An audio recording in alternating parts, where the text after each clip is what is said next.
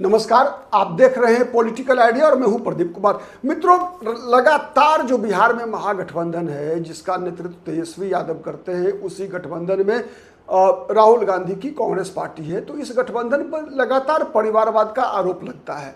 वैसे परिवारवादी पार्टियां एनडीए में भी है, जो बीजेपी के साथ जो कुछ दल हैं, जैसे बीजेपी, जनता दल यूनाइटेड, इन दो पार्टी के बारे में और उपेंद्र कुशवाहा की पार्टी के बारे में आप नहीं कह सकते अभी कि ये लोग परिवारवादी दल हैं।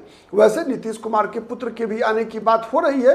उपेंद्र कुशवाहा अभी तक निष्कंटक है, लेकिन जीतन राम मांझी और चिराग पासवान की पार्टी भी परिवारवादी पार्टी है। लेकिन चूंकि आने वाले दिनों में ये दो दल सरकार के मुखिया हो सकते हैं, तेजस्वी यादव और राहुल गांधी, केंद्र की राजनीति में कांग्रेस पार्टी है, तो इसीलिए इन दो दलों को मानकर कि ये दल परिवारवाद के जनक हैं, बिहार में लगातार एनडीए इनके ऊपर हमला करती है।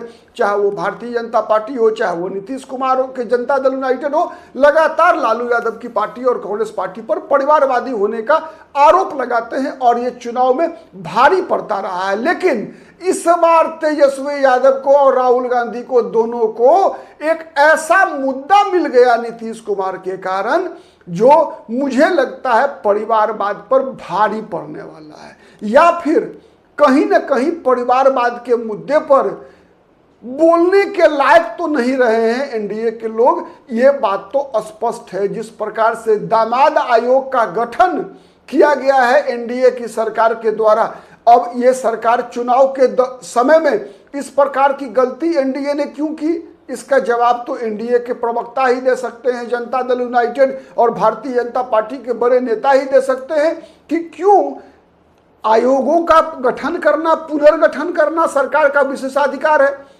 करने में कोई दिक्कत नहीं है। चुनाव के दौरान हर पार्टी, हर सरकार किया करती है अपने बड़े नेताओं को उसमें समायोजित करने के लिए। लेकिन इस प्रकार की गलती कि जिससे कि आपका एक बड़ा मुद्दा बिहार की राजनीति में अगर देखा जाए तो भ्रष्टाचार, अपराध और परिवारवाद, ये तीन ऐसे मुद्दे हैं जो लगातार तेजस्वी यादव और राहुल गांधी के खिलाफ जाते हैं।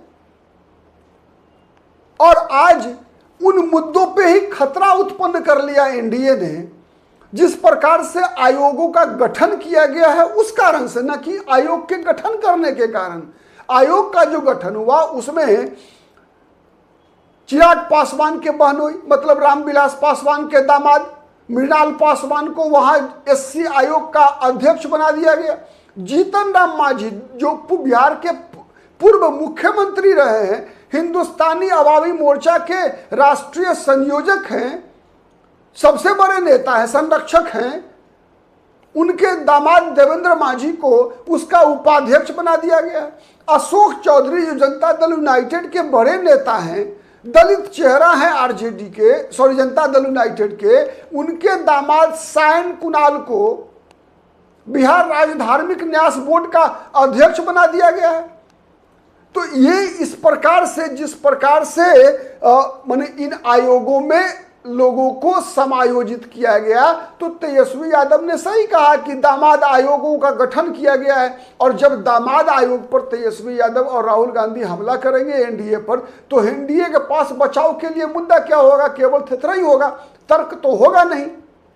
और जब ये चुनावी वर्ष में इस प्रकार का कदम उठाना, उतना ही नहीं, छोड़ दीजिए राजनेताओं को, कई ब्यूरोक्रेट्स के परिजनों को उसमें सदस्य बना दिया गया है। महिला आयोग की सदस्य बन गई है जो नीतीश कुमार के सर्वाधिक नजदीकी नौकरशाह हैं, दीपक सिंह, उनकी पत्नी को महिला आयोग का सदस्य बना दिया गया है। तो ये तो कहा जाता है कि लगे हाथ जो है अपना हाथ ही काट लिया एनडीए ने। इतनी बड़ी गलती चुनावी वर्ष में, चुनाव से 4 महीना पहले इतनी बड़ी बेवकूफ़ी, मुझे लगता है कि इस सरकार में ऐसा होना ये एक और विषय की तरफ संकेत करता है कि कहीं ना कहीं नीतीश कुमार ने किया या नीतीश कुमार से करवा लिया गया। ये भी एक सवाल उठ रहा है, क्योंकि आज तक का नीतीश कुमार का जो ये 20 वर्षों के दौरान जो 19 वर्ष मुख्यमंत्री रहने का इतिहास है, उसमें कभी भी नीतीश कुमार ने ऐसा नहीं किया था कि हाँ ठीक है, अपवाद स्वरूप किसी के पत्नी को, किसी के, हाँ ब्यूरोक्रेट्स के मामले में नीतीश कुमार उदार रहे हैं। कई ऐसे उदाहरण हैं, मैं बता सकता हूं आपको। जैसे पूर्व में प्रधान सचिव थे, आईएएस अधिकारी थे मदन मोहन झा, शिक्षा विभाग के बड़े अधिकारी थे, उनकी पत्नी को बाल आयोग का अध्यक्ष बना दिया गया था, निशा झा को।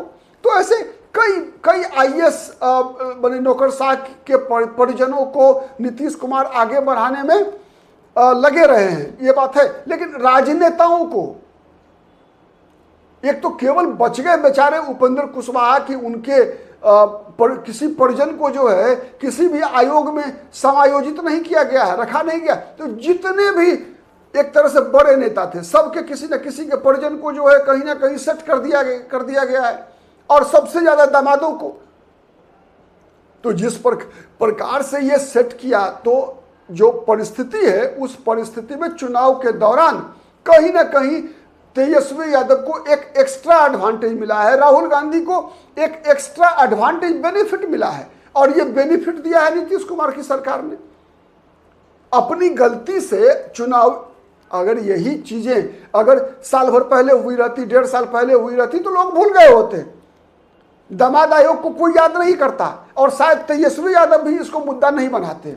इसलिए नहीं बनाते कि अब तो तेजस्वी यादव के लिए भी काट मिल जाता, क्योंकि इसमें तो आम सहमति है, तेजस्वी यादव तो चाहते ही है, तेजस्वी यादव तो चाहते ही है कि जितने भी बड़े नेता हैं सबके बाल बच्चे जो है राजनीति में सेट कर जाएं, जिससे कि उन पर परिवारवाद का आरोप नहीं लगे। आपको याद होगा जब जब निशांत कुमार, नीतीश कुमार के पुत्र निशांत कुमार के राजनीति में आने की बात होती है, जब जब निशांत कुमार के किसी विधानसभा सीट से चुनाव लड़ने की बात होती है, अभी जैसे हमने देखा कि लगातार इस्लामपुर से चुनाव लड़ाने की चर्चा, नालंदा के जो सांसद हैं जनता दल यूनाइटेड के कौशलेंद्र कुमार, वो लगातार चर्चा कर रहे हैं। दरभंगा के एक एमएलए साहब है विनय चौधरी, वो कह रहे हैं कि बेनीपुर आ जाइए निशांत जी, वहां से चुनाव जिताकर भेजने की गारंटी हमारी है। मतलब जो लोग नीतीश कुमार के नाम पर चुनाव जीतते रहे हैं, वो लोग अब निशांत कुमार को चुनाव जिताने की गारंटी ले रहे हैं।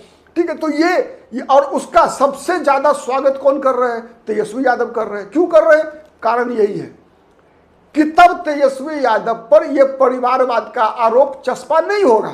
लालू यादव पर कोई आरोप नहीं लगा पाएगा कि बेटा को सेट कर दिया, चीफ मिनिस्टर का उम्मीदवार बनाकर, विधानसभा में नेता एगो बेटा, विधान परिषद में नेता है पत्नी, बेटी लोकसभा, एगो बेटी राज्यसभा, ऐसा दूसरा बेटा विधायक। ये आरोप नहीं लगेगा माने लालू यादव के परिवार पर, इसीलिए राहुल गांधी के परिवार पर आरोप नहीं लगेगा।